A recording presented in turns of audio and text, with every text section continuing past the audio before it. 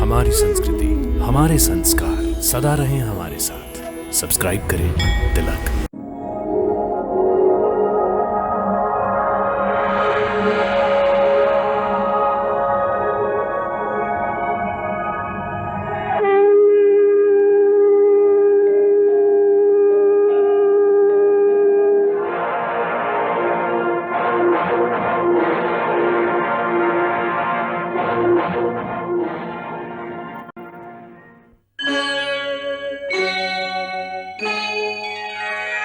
कृष्णा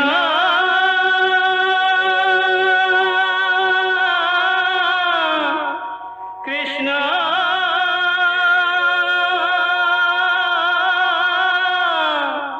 हरे कृष्णा हरे हरे।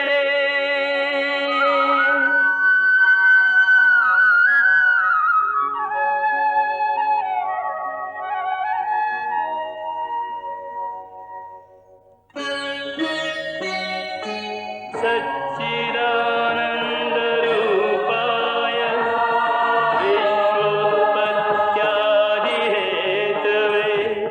तापत्रयविनाशाय श्रीकृष्णाय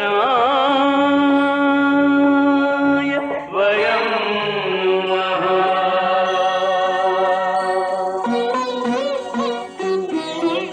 श्रीकृष्ण गोविंद हरे मुरारे, हे नाथ नारायण वासुदेव। हरे कृष्ण राधे राधे कृष्ण कृष्ण हरे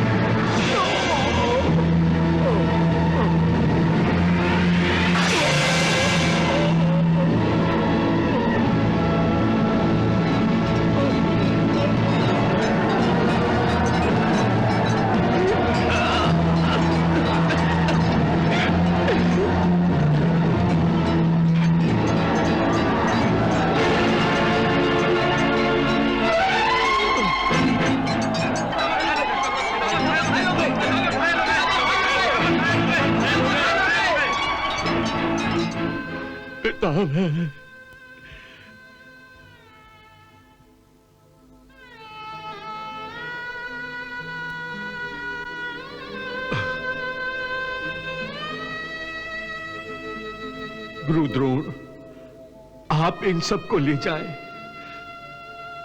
मुझे दुर्योधन से अकेले में बातें करनी है।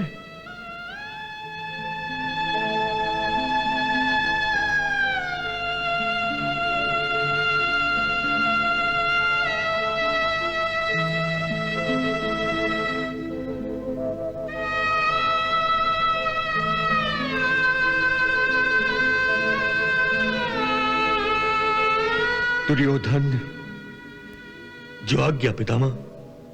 तुम अर्जुन की शक्तियों को नहीं जानते। अर्जुन के पास वो भयंकर दिव्यास्त्र है।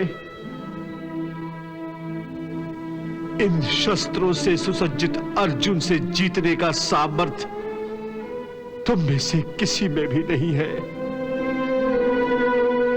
इसलिए दुर्योधन, अब भी समय है। अपने शेष भाइयों के प्राणों की सुरक्षा कर लो। पांडवों से समझौता कर लो।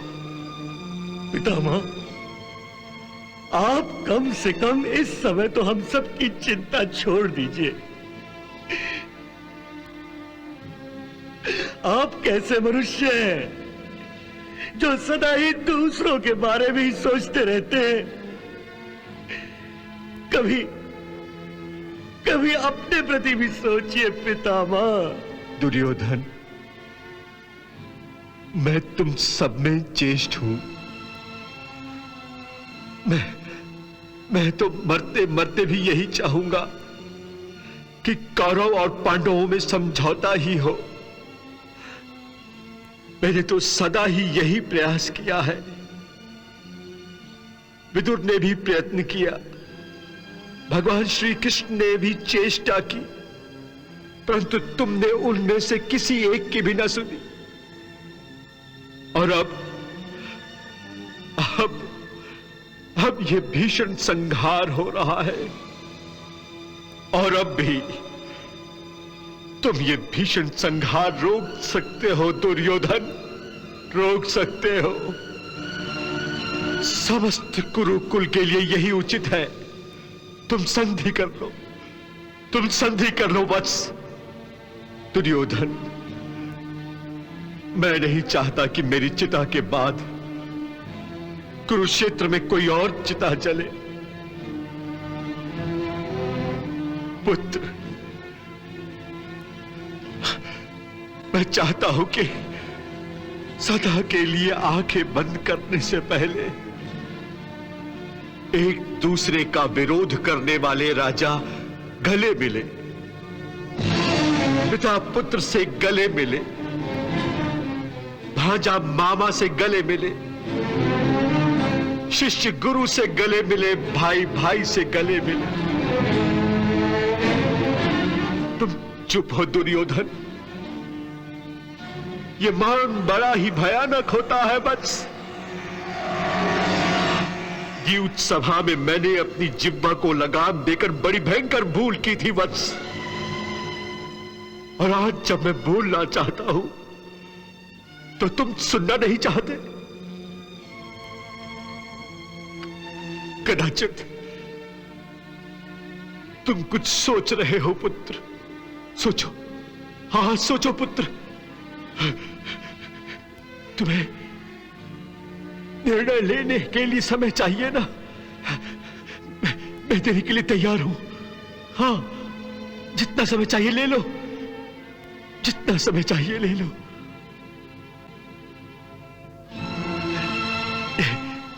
ये शैया मृत्यु शैया तो है,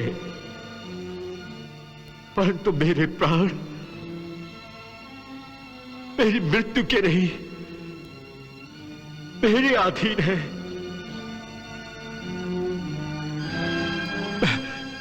मैं प्राण नहीं त्यागूंगा पुत्र। यदि तुम इस युद्ध को समाप्त करना चाहते हो तो मुझे बताओ, मुझे बताओ। और यदि ऐसा करते हुए तुम्हारे मन में ग्लानि की भावना आए, मन में संकोच आए, तो मैं युधिष्ठिर को आदेश दूंगा। वो मेरी आज्ञा का अपमान नहीं करेगा।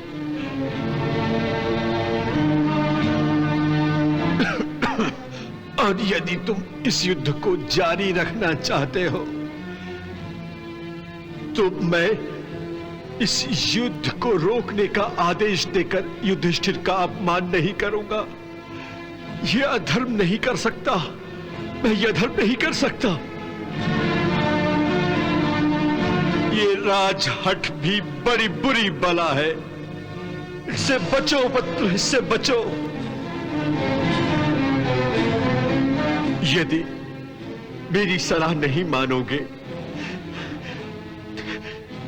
तो अंत में पछताने का भी समय नहीं मिलेगा तुम्हें, क्योंकि पछताने के लिए जीवन का शेष होना आवश्यक होता है पुत्र, शेष होना आवश्यक होता है।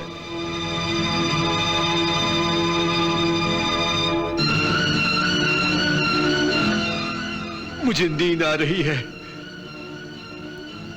मुझे अकेला छोड़ दो, मुझे अकेला छोड़ दो, मुझे अकेला छोड़ दो। सैनिकों, पितामह के चारों ओर गड्ढा कर दो, पितामह के चारों ओर सैनिकों को पहरा लगा दो, ताकि पितामह को कोई वन्य प्राणी हानि न पहुंचाए।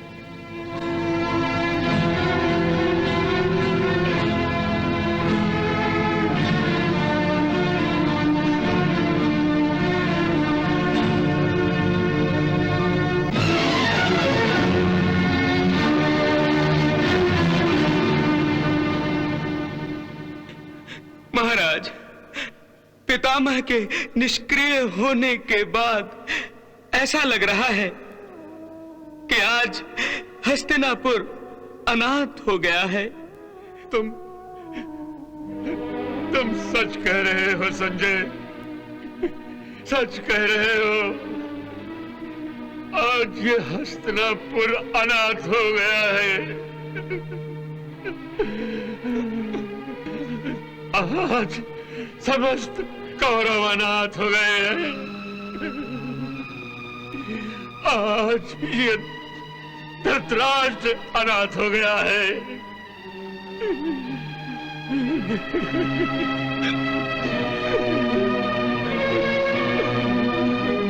गांधारी ने सच ही कहा था संजय कि कौरव और पांडव में से कोई भी जीते, हार हमारी ही होगी। आज हम हार गए। हमारी संपूर्ण पराजय हो गई संजय, संपूर्ण पराजय। हाँ महाराज। गांधारी। महाराज,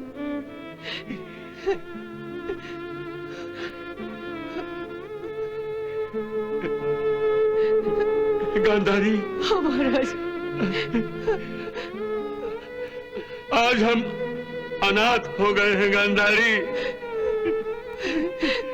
हाँ महाराज, उस अशुभ समाचार को सुनकर मुझे ऐसा लगा कि आज मैंने अपने पिता को खो दिया है। इस अनाथ का कारण मैं हूँ गांधारी, मैं हूँ। ऐसा मत कहिए महाराज, ऐसा मत कहिए। हाँ गांधारी, हाँ।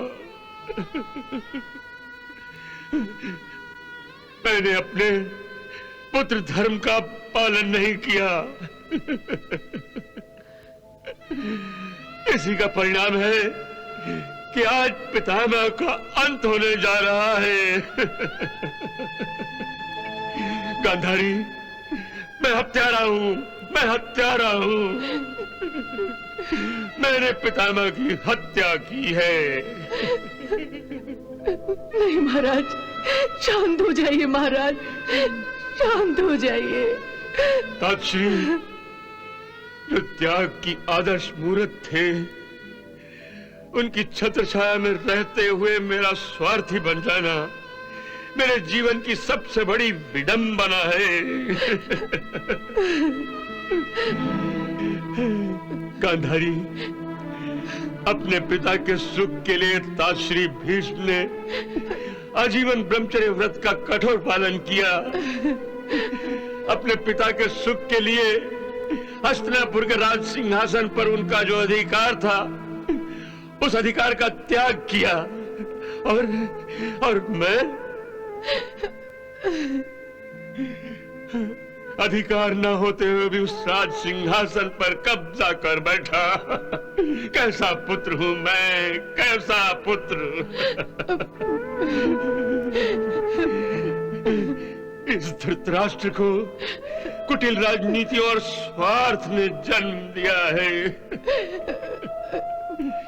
महाराज, ये युद्ध मैंने ही शुरू किया है गांधारी, और मेरे ही कारण समस्त कुरुकुल सर्वनाश की कगार पर खड़ा है।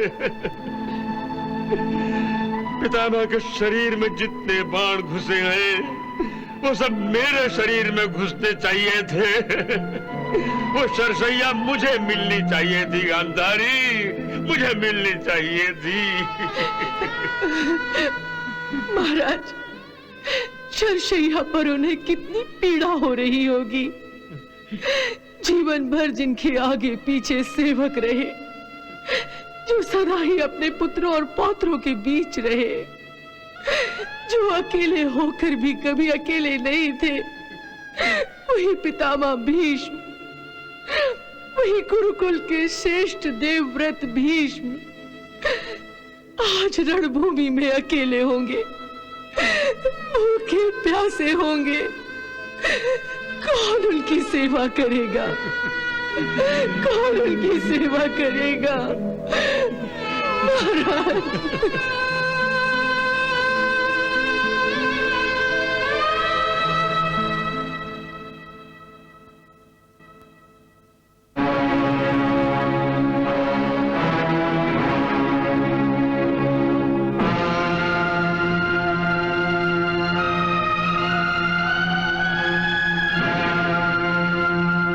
सेनापति द्रोणाचार्य की जय। सेनापति गुरु द्रोणाचार्य की जय। सेनापति गुरु द्रोणाचार्य की जय। सेनापति गुरु द्रोणाचार्य की जय।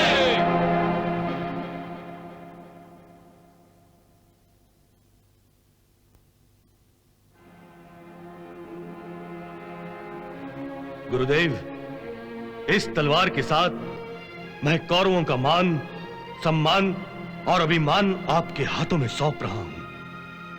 इसकी रक्षा कीजिए गुरुदेव। युवराज, विश्वास रखिए, मेरे हाथों में कौरवों का मान, सम्मान और अभिमान उस प्रकार सुरक्षित रहेगा जिस प्रकार पितामह भीष्म के हाथों में सुरक्षित था। मैं प्राण दे दूंगा, परंतु कौरवों के आन पर आंच नहीं आने दूंगा। इस प्रण के साथ मैं कौरव सेना का सेनापति पदभार संभाल रहा हूं।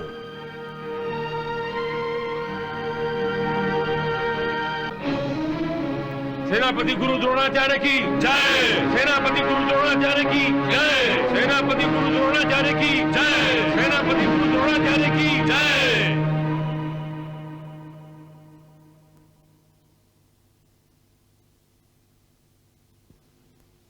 पितामह के बाद गुरु द्रोण का सेनापति बनना हमारे लिए चिंता का विषय है केशव। बड़े भैया, मेरी दृष्टि में यह चिंता का विषय है भी और नहीं भी है। चिंता का विषय है भी और नहीं भी। ये क्या कह रहे हो केशव? बड़े भैया, मैं ठीक कह रहा हूं। गुरु द्रोण शस्त्र विद्या में संसार के सर्वश्रेष्ठ गुरु हैं। ये सत्य हम सब जानते हैं। इसलिए हमें उनके बाहुबल, शस्त्र विद्या और युद्ध कुशलता पर तनिक भी संदेह नहीं करना चाहिए। परंतु एक सत्य यह भी है कि उन्होंने अपनी विद्या की संपूर्ण संपत्ति अपने प्रिय शिष्य पांडवों पर लुटा दी है। विशेषकर अर्जुन को युद्ध शिक्षा में इतना निपुण कर दिया है कि स्वयं गुरु को अपने शिष्य का सामना करते हुए सोचना पड़ेगा। तुम्हारा कहना उचित है केशव। फिर भी मैं ये कैसे भूल सकता हूं कि गुरु द्रोण अलग अलग प्रकार के व्यूह की रचना में विशेष दक्षता रखते हैं। उनका बनाया गया व्यूह मकड़ी के जाल की भांति होता है, जिसमें योद्धा पतंगे की तरह फंसकर फड़फड़ाकर दम तोड़ देता है। ऐसे कालमुखी व्यूह के निर्माणकर्ता की ओर से मैं निश्चिंत कैसे हो जाऊं केशव, कैसे हो जाऊं? बड़े भैया गुरु द्रोण के व्यूह को व्यर्थ ही महत्व दे रहे हैं। मेरी गदा ने बड़े बड़े पर्वतों के टुकड़े टुकड़े कर दिए हैं, फिर व्यू क्या चीज है? मेरी गदा के भीषण प्रहार से मैं उनके हर व्यू को ध्वस्त कर दूंगा। नहीं ताऊ जी, ऐसे अमोघ व्यू योद्धा के बाहुबल से नहीं बल्कि उसकी बुद्धि बल से ध्वस्त किए जाते हैं। व्यू का उत्तर प्रतिव्यू की रचना करके दिया जाता है। जैसे यदि शत्रु ने गरुड़ व्यू की रचना की तो उसका उत्तर हमें अर्धचंद्र व्यू की रचना करके देना चाहिए। और यदि शत्रु मकर व्यू की रचना करे तो हमें शेन व्यू या क्रोंशु की रचना करनी चाहिए। अभिमन्यु, तुम तो जन्म से ही द्वारका में पले और बड़े हुए हो। बलराम जी से गदा चलाने और युद्ध के दांव पेच की शिक्षा लेने की बात तो समझ में आती है, परंतु ये व्यू प्रतिव्यू जैसी गूढ़ बातें अवश्य तुमने अपने छोटे मामा श्री द्वारकाधीश से सीखी होंगी। नहीं ताऊ जी, व्यू रचना की ये गुड़ शिक्षा मैंने अपने मामाश्री से नहीं ली। फिर किससे ली? ये तो मैंने अपने पिताश्री पार्थ अर्जुन से ली है। अर्जुन से? परंतु हम सब तो 13 वर्षों तक वनवास में थे। इतने वर्षों के बाद तुम्हारी अर्जुन से भेंट हुई, फिर तुम्हें अर्जुन से शिक्षा कब मिली अभिमन्यु? यह शिक्षा मैंने अपनी माता सुभद्रा के गर्भ में ही प्राप्त कर ली थी। गर्भावस्था में? हाँ ताऊ जी, माताश्री को युद्ध नीति के विषय में अधिक से अधिक जानने की उत्सुकता रहती थी और इसीलिए वो पिताश्री से युद्ध के विषय में चर्चा भी करती रहती थी। पिताश्री ने युद्ध के व्यूहों के बारे में जितनी भी जानकारी दी वो सब मैंने माताश्री के गर्भ में रहकर ही प्राप्त कर ली थी। वाह भतीजे वाह, तुम तो जन्मजात योद्धा निकले। अब हमें गुरु द्रोण की चिंता नहीं करनी चाहिए। चिंता तो हमें अवश्य करनी चाहिए, परंतु महावीर कर्ण की, कल से कर्ण कौरवों की सेना में सम्मिलित होकर युद्ध करेगा। केशव, कर्ण का युद्ध में सम्मिलित होना हमारे लिए चिंता का नहीं, हर्ष का विषय है। मुझे इसी दिन की तो प्रतीक्षा थी। मेरे तुनीर का एक एक बाण उस सूत पुत्र के शरीर को छेदने के लिए व्याकुल है। हाँ माधव, वो कायर अभी तक मेरी गदा से इसीलिए बचा रहा क्योंकि पितामह के नेतृत्व का बहाना लेकर उसने युद्ध नहीं किया, परंतु अब वो बच नहीं सकेगा। कल उसे मेरी गदा का अवश्य सामना करना होगा। नहीं भीम भैया, नहीं। कर्ण मेरा शत्रु है, वो मेरा शिकार है। कल उसका सामना अर्जुन से होगा, केवल अर्जुन से।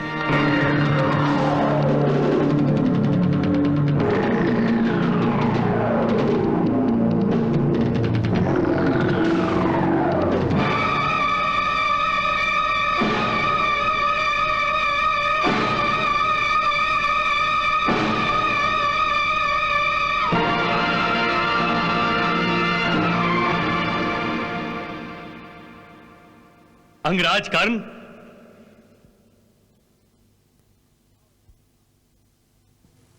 आओ मित्र आओ, पधारिए मामा श्री।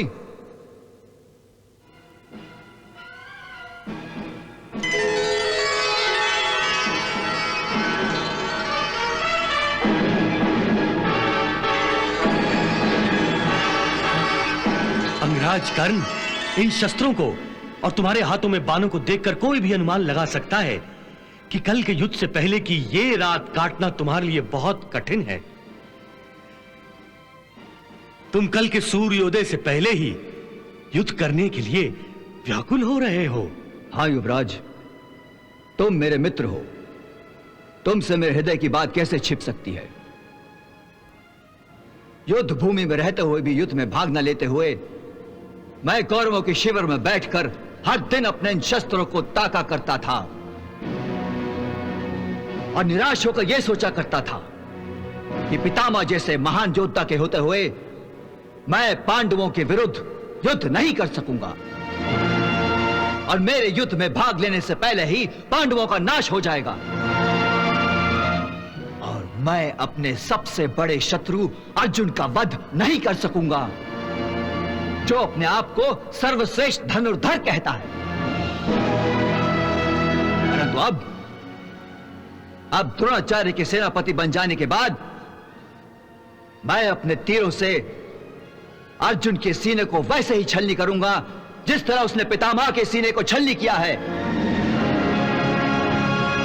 अर्जुन ने तो पितामह को शरशैया पर लिटाया है, परंतु मैं अर्जुन को मृत्युशैया पर लिटा दूंगा।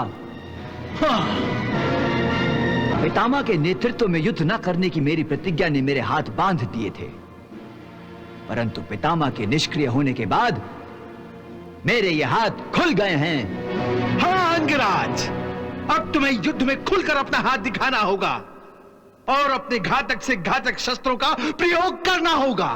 गांधार नरेश, केवल इन शस्त्रों से काम नहीं चलेगा, क्योंकि अर्जुन के पास ऐसे घातक और विनाशक अस्त्र भी हैं जो उसने अपने पिताश्री देवराज इंद्र से प्राप्त किए हैं।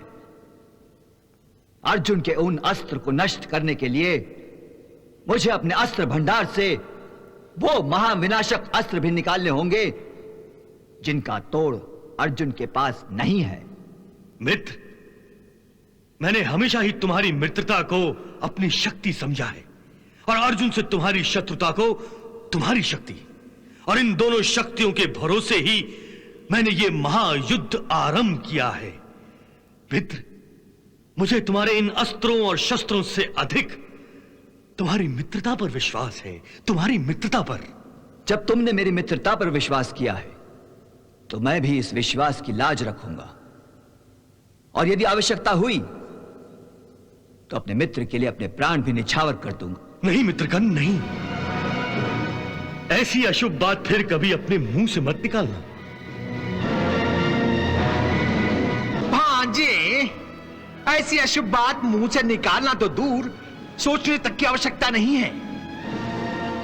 जब तक अंगराज के तन पर यह दिव्य कवच है और कानों में दिव्य कुंडल है,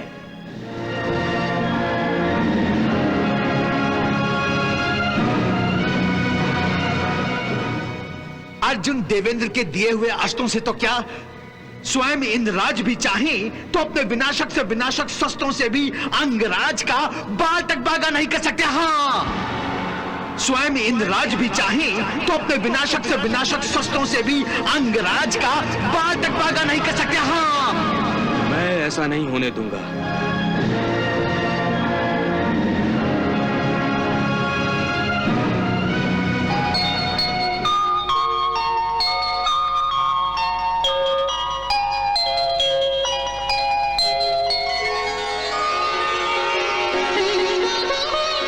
प्रणाम प्रभु।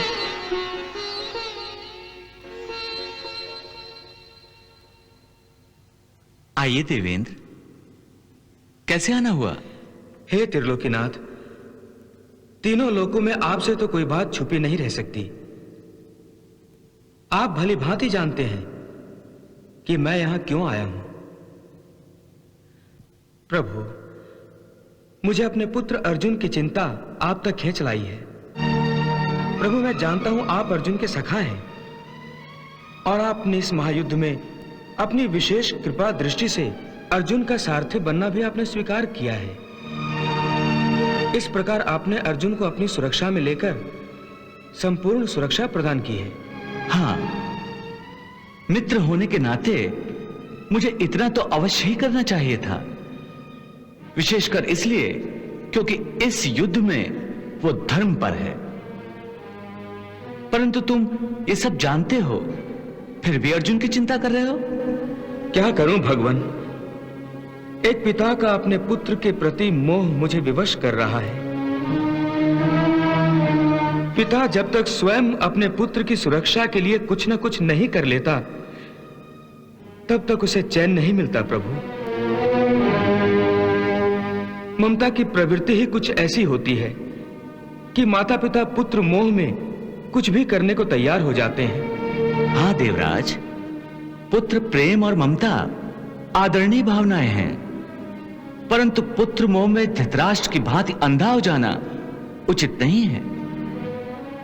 ये जो महाविनाशक युद्ध हो रहा है, ये धृतराष्ट्र के अनुचित पुत्र मोह के कारण ही तो हो रहा है। प्रभु, धृतराष्ट्र ने यह सारा अनर्थ दुर्योधन को पांडवों का अधिकार छीनकर केवल राजपाट दिलाने के लिए किया था, और अपनी मूर्खता के कारण अपनी पूरी संतान को मृत्यु के मुंह में ढकेल दिया है। परंतु मैं ऐसा कोई अनर्थ नहीं करना चाहता। प्रभु, मैं तो केवल अर्जुन के प्राणों की सुरक्षा हेतु कर्ण और अर्जुन के बीच जो शक्ति का असंतुलन है उसे बराबर करना चाहता हूं।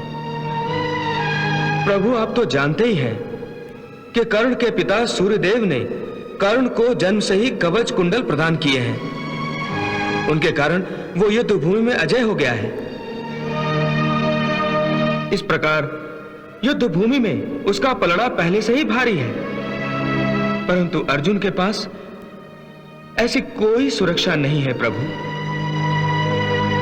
इसलिए दोनों की स्थिति बराबर नहीं है प्रभु।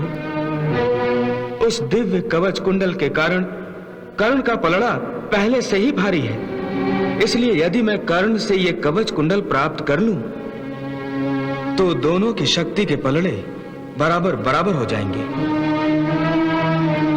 प्रभु, इसके लिए मैंने एक उपाय सोच रखा है। कर्ण एक परमदानी है और उसका एक नियम है, हर सवेरे सूर्यदेव की पूजा के बाद कोई याचक उसके पास जो भी मांगे उसे इनकार नहीं करता। मैं उसी समय एक याचक बनकर उसके पास जाऊंगा और उसके कवच कुंडल भिक्षा में मांग लूंगा। प्रभु, यही तो अवसर है उसके दान धर्म का लाभ उठाने का। इसीलिए मैं आपके पास आया हूं। परंतु आप मेरे पास क्यों आए हो? आप एक दानवीर से भिक्षा मांगने जा रहे हो, उसमें मेरी क्या आवश्यकता पड़ी? प्रभु, मैं आपसे सफलता का आशीर्वाद लेने आया हूं। अच्छा, तो आप ये चाहते हो कि मैं आपको इस बात का आशीर्वाद दूं कि आप जो किसी के साथ छल करने जा रहे हो उसमें सफल हो? परंतु ये छल नहीं है प्रभु। ना मैं चोरी करने जा रहा हूं, ना तो धोखा देकर छीनने जा रहा हूं। मेरी तो योजना ऐसी है कि कर्ण ये सब जानते हुए भी अपनी इच्छा से, अपने हाथों से अपने कवच कुंडल मुझे दे दे। आप ही कहिए प्रभु, क्या मेरा यह कार्य धर्म कहलाएगा या अधर्म? देवराज, धर्म और अधर्म की व्याख्या बड़ी ही गहन होती है, क्योंकि हर प्राणी का धर्म व्यक्तिगत होता है। समय, परिस्थिति, उद्देश्य और भावनाओं के तराजू में धर्म और अधर्म तोले जाते हैं। जैसे कि एक ही कार्य धर्म भी हो सकता है और अधर्म भी। उदाहरण के तौर पर किसी की हत्या करना पाप है, परंतु देश धर्म की रक्षा के लिए की गई हत्या पाप नहीं है।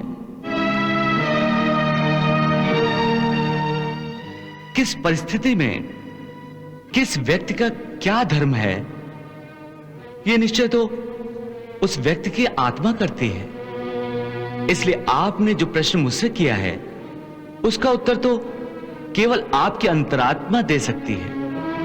इसलिए आपकी अंतरात्मा आपसे जो कहे वही आपका धर्म है, वही आप कीजिए।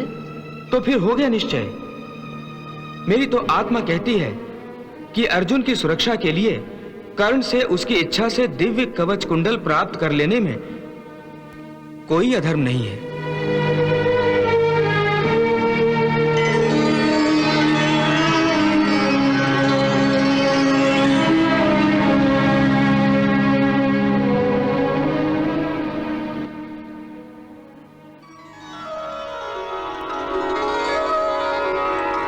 प्रणाम।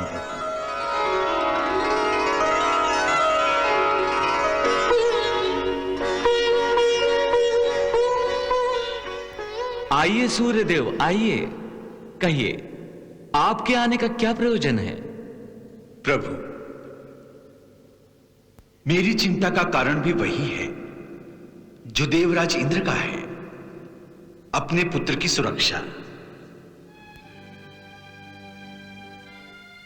देवेंद्र अपने पुत्र की सुरक्षा के लिए मेरे पुत्र कर्ण के कवच और कुंडल छल से प्राप्त करने जा रहे हैं, फिर भी आपने उन्हें रोका नहीं। सूर्यदेव, मैं एक पिता को अपने पुत्र की सुरक्षा करने से कैसे रोक सकता हूं? यह तो उसका धर्म है। परंतु प्रभु, देवेंद्र जहां अपने पुत्र की सुरक्षा का प्रबंध करने जा रहे हैं, वहां वो मेरे पुत्र की सुरक्षा नष्ट करने जा रहे हैं। ये कैसा धर्म है प्रभु? देवराज जब कर्ण के कवच और कुंडल मांग लेंगे तो उसके प्राण तो संकट में आ जाएंगे ना। अब आप ही बताइए, मैं क्या करूं? आप भी एक पिता के धर्म का पालन करिए। देवेंद्र अपने पुत्र की सुरक्षा का प्रबंध कर रहे हैं, आप अपने पुत्र की सुरक्षा का उपाय सोचिए। परंतु देवराज तो कल सवेरे ही कर्ण से भिक्षा में कवच और कुंडल मांगने जा रहे हैं। मन तो करता है कि कल सूर्योदय ही ना होने दूं, परंतु मैं सृष्टि के नियम को नहीं तोड़ूंगा। अपने पुत्र के लिए इतना बड़ा अनर्थ करने की कोई आवश्यकता भी नहीं है।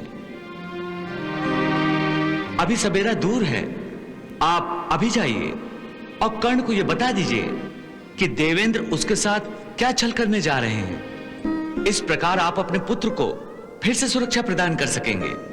वाह प्रभु वाह, आपने तो मेरी चिंता का निवारण ही कर दिया।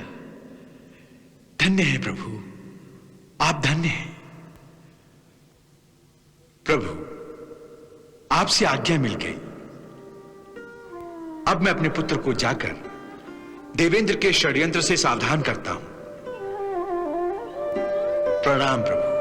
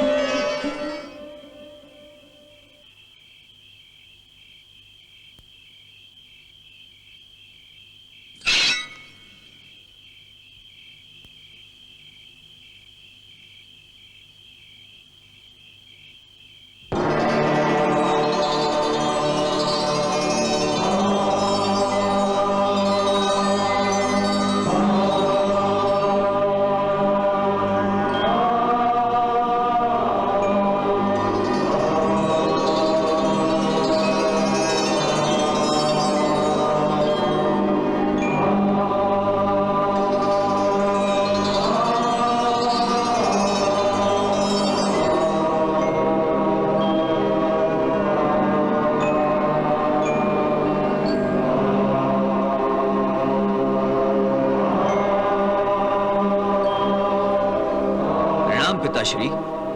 आयुष्मान भव। पिताश्री, आप चिंतित दिखाई दे रहे हैं, क्या बात है? पुत्र, माता पिता को अपनी संतान की सुरक्षा की ही चिंता होती है। पिताश्री, आपके मुख से मेरे प्रति चिंता के ये शब्द सुनकर मुझे बड़ी खुशी हुई है। हमारे बीच ये विडंबना रही है कि पिता पुत्र के साथ नहीं रह सका। आप देवता हैं,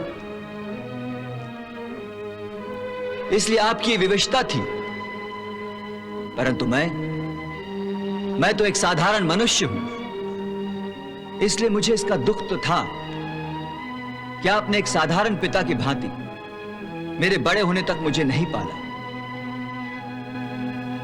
परंतु आपने मुझे असहाय भी नहीं छोड़ा। मेरे प्राणों की रक्षा के लिए अपनी दिव्य शक्ति से जन्म से ही ये कवच कुंडल मुझे वरदान में दिए हैं। ये कवच मेरे शरीर का अटूट भाग है। इनके होते हुए मुझे यूं लगता है जैसे मेरे पिता ने अपनी छाती से मुझे चिपका रखा है और मैं संसार की सारी बलाएं, सारी आपत्तियों से सुरक्षित हूं। पुत्र, तुमने अपनी इस भावना को प्रकट करके मेरे मन से एक बहुत बड़ा बोझ हटा दिया है। इस कवच के रूप में मैंने तुम्हें सुरक्षा प्रदान करके अपना दायित्व निभा दिया था, परंतु अब एक ऐसी घटना होने वाली है जिसके कारण तुम्हारे इस कवच कुंडल के छिन जाने का भय है। इसी की चेतावनी मैं तुम्हें देने आया हूं। इस धरती पर किस में इतना साहस है जो मुझसे मेरे पिता के प्रेम की निशानी छीन सके? मैं एक योद्धा हूं पिताश्री, और इस धरती पर मेरी टक्कर का दूसरा कोई योद्धा नहीं है। कर्ण, तुम अवश्य ही एक शूरवीर योद्धा हो, परंतु ये मत भूलो कि इंद्रपुत्र अर्जुन भी तुम्हारी बराबरी का योद्धा है।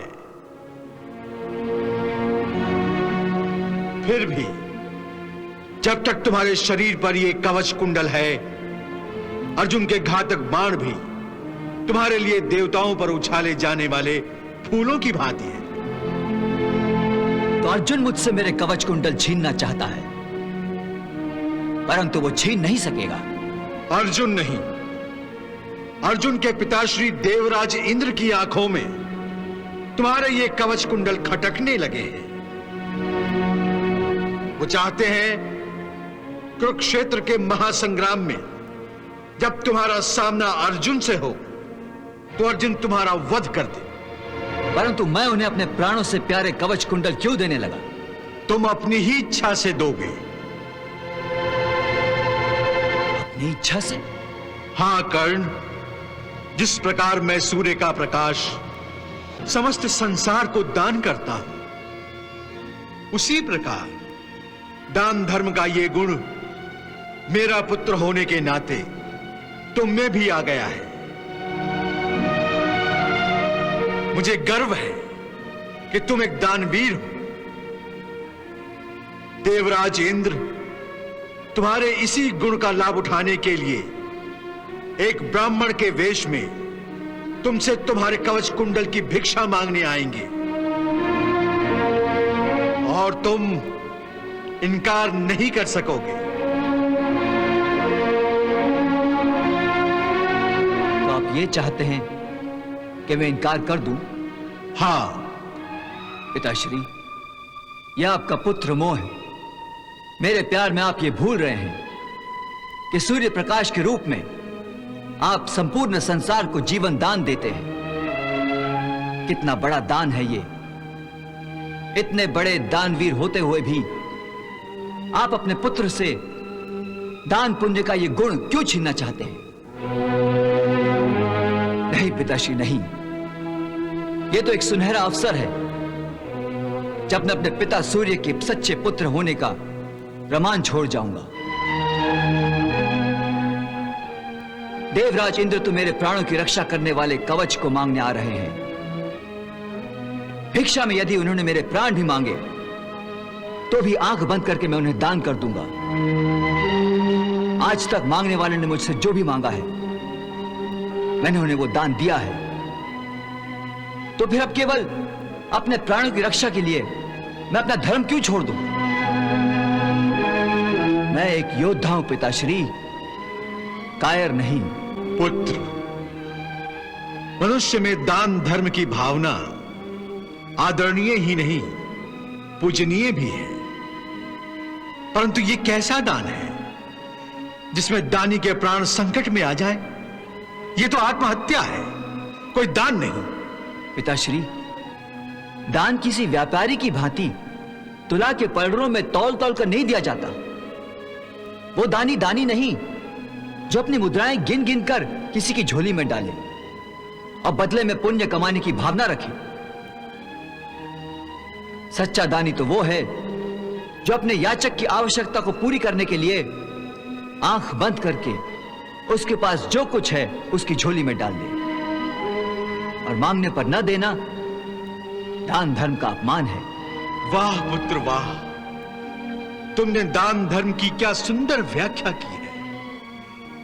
अब मैं तुम्हें दान धर्म के पद से हटने के लिए नहीं कहूंगा। तुम अवश्य ही अपने धर्म का पालन करो। पुत्र, तुम एक महान दानवीर हो। पिताश्री, पुत्र कितना भी महान हो जाए परंतु पिता के सामने छोटा ही होता है। इसलिए आज मैं इन हाथों को अपने पिता के सामने फैलाता हूं। पुत्र, यदि अपने पिता के आगे हाथ फैलाए तो वो छोटा नहीं हो जाता। मांगो, तुम मुझसे क्या चाहते हो? पिताश्री, माता पिता के आशीर्वाद से अधिक मूल्यवान वस्तु दुनिया में और कोई नहीं है। आप मुझे आशीर्वाद दें कि कुरुक्षेत्र के इस महायुद्ध में मुझे अपनी शौर्य वीरता का प्रदर्शन का अवसर मिले और आप सारे संसार को गर्व से ये कह सकें कि कर्ण मेरा पुत्र था। कल्याणमस्तु।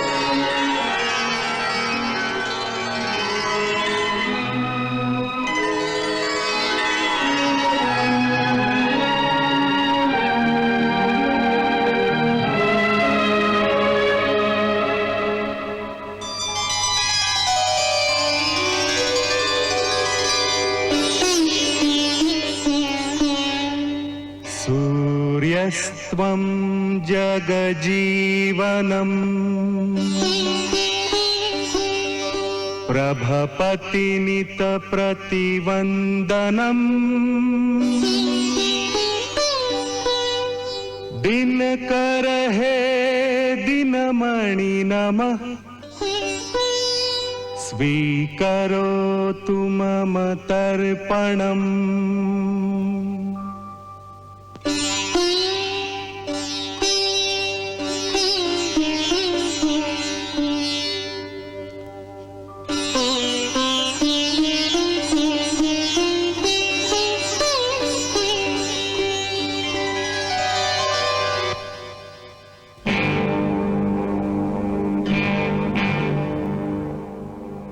आज कोई भिक्षा मांगने वाला नहीं आया।